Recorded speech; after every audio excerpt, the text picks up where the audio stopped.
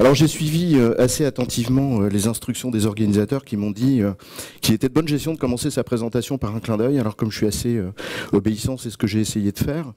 Pour vous inviter à essayer de jeter un œil à nos entreprises contemporaines qui sont fascinées, qui sont hypnotisées parce qu'elles ont baptisé 2.0. Et d'ailleurs vous noterez qu'elles ont utilisé le terme de 1.0 après avoir inventé celui de 2.0. Ce qui est finalement un ordre des choses assez curieux et assez particulier. Alors des entreprises qui sont fascinées par un monde sans nuages, un monde qui est régi par un nouveau code qui est le code informatique, un monde qu'elles ont baptisé numérique, digital, et qui serait à l'origine finalement d'une nouvelle forme d'entreprise, une entreprise plus mobile, une entreprise plus sociale, plus collaborative, en d'autres termes, une entreprise où la coopération y régnerait en maître, une entreprise où elle serait naturelle, finalement une entreprise où la coopération l'emporterait sur la verticalité de nos prises de décision traditionnelles. Alors c'est tout un symbole, c'est le symbole d'une entreprise innovante, une entreprise qui construit sa compétitivité sur sa capacité d'innovation. Et c'est un symbole que nous opposons intuitivement à un autre symbole, celui d'une entreprise qui a forgé sa capacité compétitive sur sa productivité. Et intuitivement, ce sont deux modèles de représentation que nous opposons. Et nous les opposons peut-être précisément parce que pendant longtemps, nous avons été en mesure, finalement, de mettre ces deux exigences en série, c'est-à-dire d'abord l'innovation, puis ensuite la productivité. Alors chacun sait que la compétition mondiale est bien plus dure que cela, voire même ce que Daveni appelait déjà en 98 l'hyper-compétition, et elle nous impose aujourd'hui un fait assez simple qui est nous ne pouvons plus nous contenter de mettre ces exigences en série, mais nous sommes obligés de pouvoir les mener de front, simultanément. Un défi que j'ai appelé avec Patrick dans le dernier bouquin qu'on a écrit sur le travail à distance, un défi d'innoductivité, c'est-à-dire la contraction et de productivité.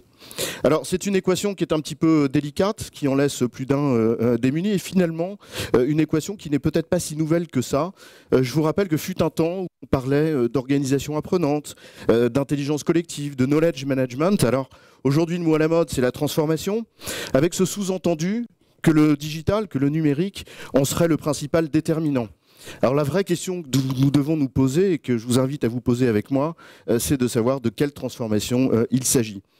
Est-ce qu'il s'agit fondamentalement de ce que l'on a appelé la modernité liquide, c'est-à-dire une sorte d'entreprise qui finirait, qui cesserait d'être un lieu d'intégration des compétences régi par un lien de subordination, c'est-à-dire le contrat de travail, au profit de nouvelles entreprises devenues des hubs de services dont les contours se redessinent en permanence au gré du business, au gré des affaires.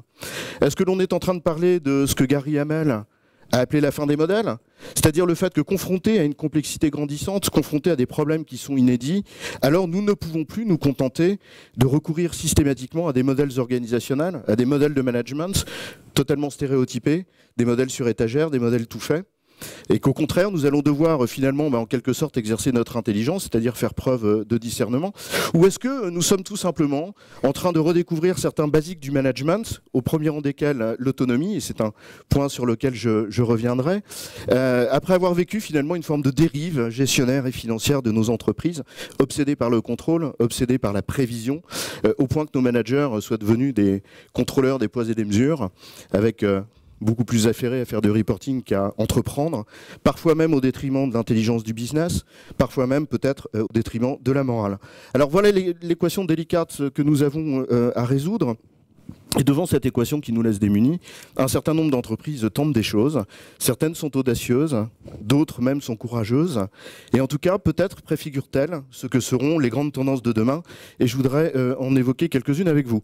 Alors, on va d'abord prendre l'exemple de Morningstar aux États-Unis. Alors, c'est pas une start-up Internet, hein, c'est une entreprise agro-industrielle qui est dans la transformation de la tomate, donc en purée, en sauce, ketchup et autres soupes. C'est une entreprise qui pratique ce que l'on appelle le self-management, c'est-à-dire une entreprise dans laquelle il n'y a plus de manager au sens classique de la hiérarchie du terme. Et pour autant, ce n'est pas une entreprise dans laquelle règne le chaos, puisqu'il y a d'autres formes de régulation. Ils ont par exemple un truc qui s'appelle le CLOU, pour Colleague Letter of Understanding, qui est une autre forme de régulation, c'est-à-dire une sorte de contractualisation horizontale. Et non seulement c'est une entreprise où ce n'est pas le chaos, mais c'est aussi une entreprise dans laquelle il y a des résultats financiers qui sont plus qu'honorables.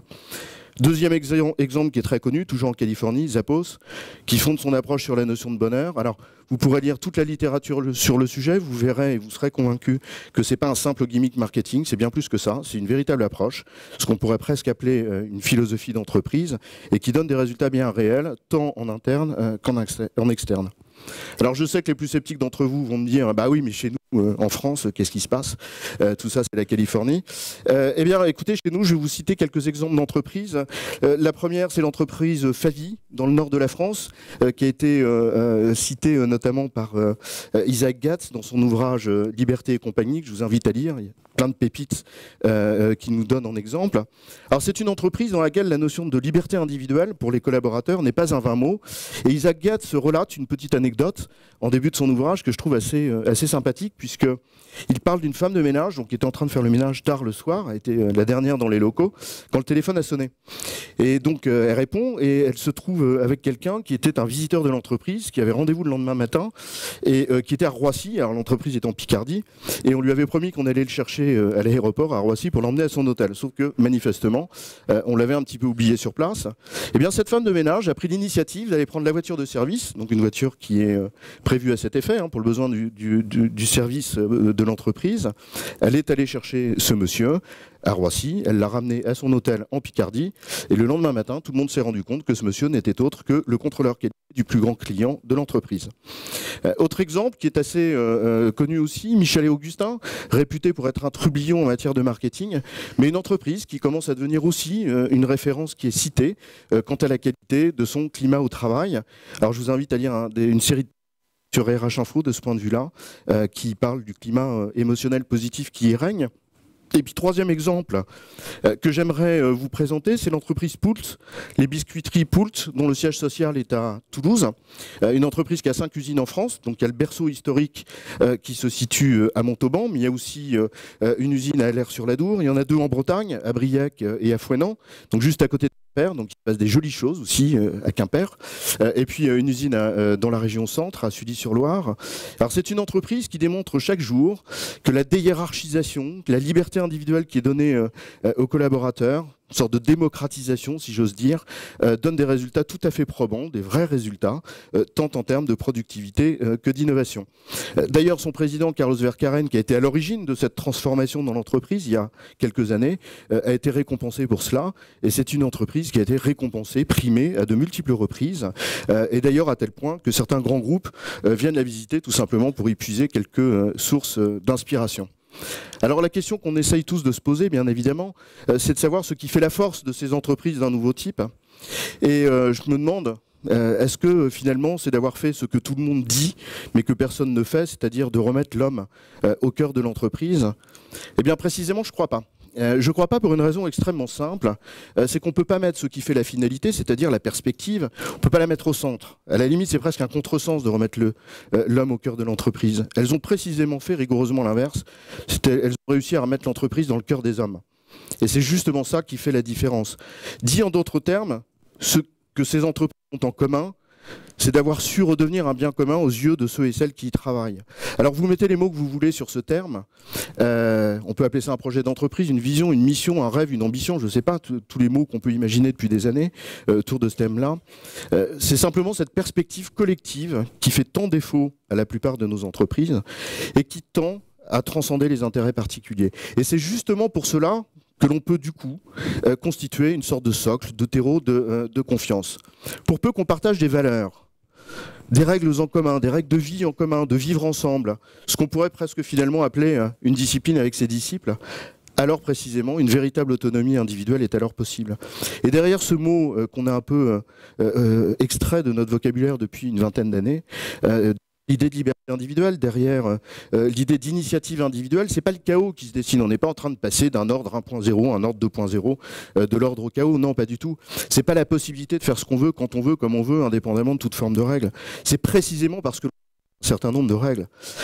C'est la liberté que l'on donne à quelqu'un de prendre une initiative dès lors que celle-ci vise l'intérêt du bien commun et s'inscrit dans le respect d'un certain nombre de valeurs et d'un certain nombre de règles de vivre ensemble. Alors fondamentalement, je crois que ce sont ces 3 grandes dimensions que nos entreprises vont être obligées de redécouvrir. Ces 3 grandes dimensions parce qu'elles elles sont fondatrices de ce qu'est une entreprise. Une entreprise, fondamentalement, c'est quoi? C'est un projet commun, un projet collectif, un certain nombre de valeurs sur lesquelles on s'appuie pour mener ce projet à bien, avec le respect d'un certain nombre de règles que l'on partage, des règles de vivre ensemble, et à l'intérieur desquelles on donne une large part à l'initiative individuelle. En d'autres termes, l'autonomie. Alors l'autonomie, c'est un mot que nous avons presque banni de notre langage, presque un gros mot dans le management contemporain. On l'a réduit quasiment à peau de chagrin. Dans les entreprises ultra processées, on l'a quasiment réduit à peau de chagrin, avec tous les effets pathogènes que l'on connaît sur les individus et les effets totalement contre-productifs en matière d'innovation. Alors, ces 3 dimensions forment pour moi l'essence même du mot entreprendre. Et j'aime ce mot parce qu'il nous permettrait finalement de rompre avec une certaine vision du travail que certains tentent de nous imposer en nous renvoyant à la racine latine du mot, vous savez, travail égale tripalium, égale souffrance, à une autre vision du travail. Et puisqu'il faut faire le latiniste éclairé, il y a d'autres mots en latin. Il y a labor, qui a donné labeur, qui veut dire effort. Alors vous, comme moi, on est tous des flemmards, on sait que travailler, c'est produire un effort. Je vois qu'il y en a qui pensent ne pas l'être, mais travailler, en toute hypothèse, c'est fournir un effort. Et fournir un effort, c'est pénible, c'est une peine. Et si rien ne donne sens à cet effort, alors oui, ça ne fait aucun doute, le travail est une souffrance. Mais en revanche, si cet effort s'inscrit dans une perspective qui lui donne sens, eh bien alors ça devient une réalisation. Et là, c'est un autre mot latin auquel on peut faire appel, auquel on peut faire référence, c'est l'opus, qui donne l'œuvre. Et qui a donné également operare. Et quand on appelle de nos voeux, sous couvert de 2.0, une entreprise qui coopère, c'est le sens profond du mot coopérer, c'est cela, faire œuvre ensemble.